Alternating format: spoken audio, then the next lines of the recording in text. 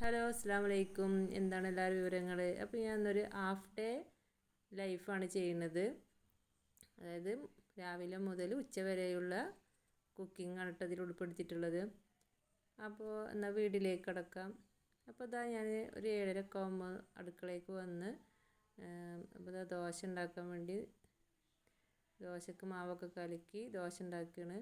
അപ്പോൾ ഇതിന് മുന്നേ ഒരു 6:30 ഒക്കെ ആകുമ്പോൾ അടുക്കളയിൽ വന്ന് മോൾക്ക് ചായ ഒക്കെ ഉണ്ടാക്കി കൊടുത്ത് അവളെ മദ്രസയിലൊക്കെ പറഞ്ഞയച്ചിട്ടാണ് കേട്ടോ 7:30ക്ക് അടുക്കളയ്ക്ക് വീണ്ടും വന്നത്. അപ്പോൾ ഇതാ ദോശ ആയിക്കൊണ്ടിരിക്കുകയാണ്. ഇനി ഇതിലേക്ക് കറി ഉണ്ടാക്കണം. അപ്പോൾ ഇതാ ചട്നി ഉണ്ടാക്കാമെന്ന് വിചാരിച്ച്. അപ്പോൾ ഇനി തേങ്ങ ഒന്നുമില്ല. അപ്പോൾ ഇനി ചട്നിക്ക് തേങ്ങ പൊളിക്കട്ടെ. അപ്പോൾ ഞാൻ അന്നന്ന് ദിവസത്തിനുള്ള തേങ്ങ ഒക്കെ അങ്ങനെ കൊണ്ട് പൊളിക്കാറ് കേട്ടോ.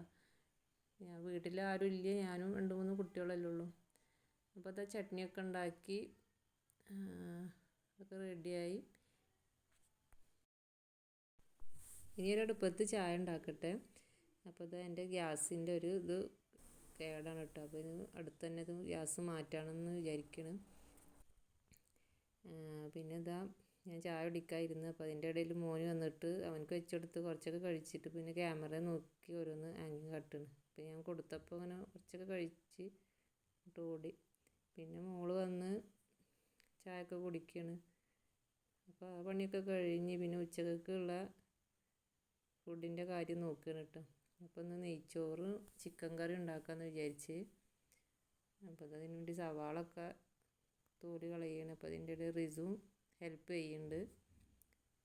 പിന്നെ മൂത്താളുണ്ട്, അവൾ ക്ലീനിങ്ങും കാര്യങ്ങളൊക്കെ നോക്കുകയാണ്. അടിച്ചു വാരി അങ്ങനത്തെ പണിയൊക്കെയാണ്.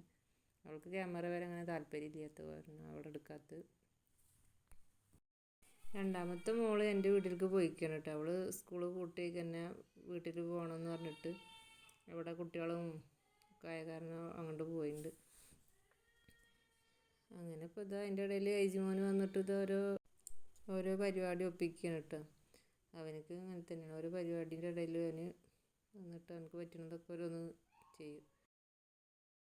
അപ്പോൾ ഇവിടെ 1 കിലോ ചിക്കനാണ് എടുത്തിട്ടുള്ളത് കറി വെക്കാൻ. അതിന് വേണ്ടിയിട്ട് ഒരു 4 സവാളയും ഒരു 5-6 അല്ലി വെളുത്തുള്ളിയും പിന്നെ 2-3 തക്കാളിയും 2 കഷ്ണം ഇഞ്ചി അങ്ങനെയൊക്കെയാണ് എടുത്തിട്ടുള്ളത് കേട്ടോ.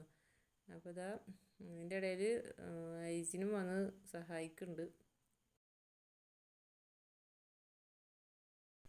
ഇപ്പോൾ സവാളൊക്കെ ചെറുതായി അരിയണം, തക്കാളി ചെറിയ കഷ്ണങ്ങളാക്കണം. അതുപോലെ പച്ചമുളക് ഒരു 2-3 എണ്ണം നീളത്തിൽ മുറിച്ചിടുക കേട്ടോ. പിന്നെ ഇത് ചിക്കന് ആവശ്യത്തിന് നമ്മൾ കഷ്ണങ്ങൾ മാറ്റി വെക്കുകയാണ് പൊരിക്കാൻ വേണ്ടിയിട്ട്.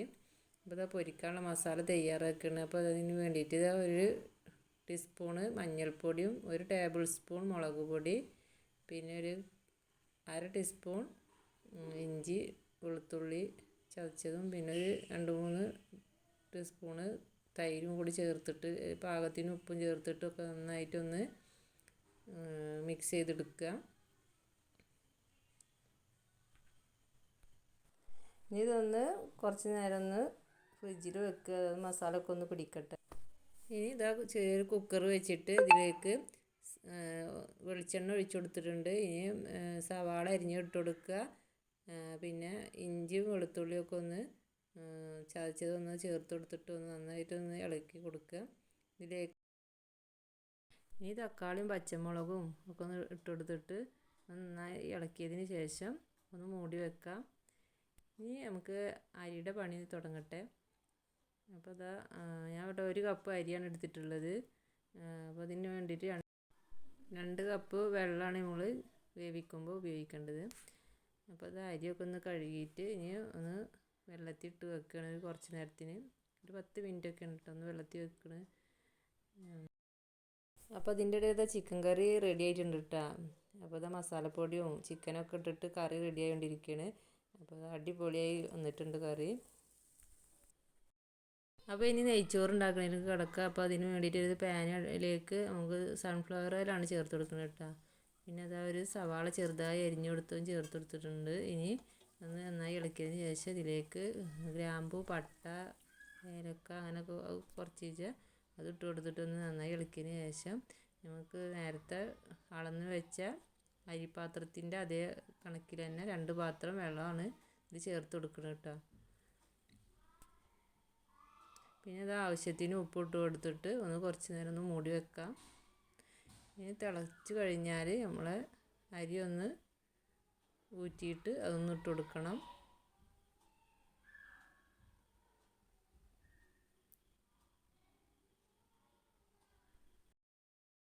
ഇനി ഒരു 10 മിനിറ്റ് മൂടി വെച്ചതിന് ശേഷം തുറന്ന് നോക്കാം. അപ്പോൾ അതാ ചോറൊക്കെ ഒരു പകുതി വേവായിട്ട് കിട്ടിയിട്ടുണ്ട്. അപ്പോൾ അത് നന്നായി ഇളക്കിയതിന് ശേഷം വീണ്ടും ഒന്നും കൂടി മൂടി വെക്കാം. അപ്പോൾ അതാ നെയ്ച്ചോറൊക്കെ റെഡി ആയിട്ടുണ്ട്. ഇനി ചിക്കൻ പൊരിക്കണം. അപ്പോൾ അതിന് വേണ്ടി ഇതാ പാൻ അടുപ്പത്ത് വെച്ചിട്ട് വെളിച്ചെണ്ണ ഒഴിച്ചു കൊടുത്തിട്ടുണ്ട്.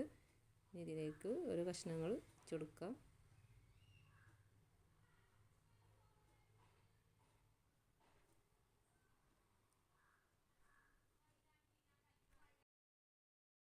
അപ്പോൾ ഇത്രയൊക്കെ ഉള്ളൂ ലഞ്ചിൻ്റെ പരിപാടി. അപ്പോൾ ഇതാ ചോറ് കഴിക്കാൻ വേണ്ടിയിട്ട് നല്ല നെയ്ച്ചോറും നല്ല ചിക്കൻ കറിയും കച്ചമ്പറും ഒക്കെ എടുത്തിട്ട് ഇതാ കഴിക്കാൻ ഒരുങ്ങുകയാണ്. അപ്പോൾ ഇത്രയുള്ളൂ. ഇഷ്ടപ്പെട്ട ലൈക്ക് ചെയ്യുക, ഷെയർ ചെയ്യുക, സബ്സ്ക്രൈബ്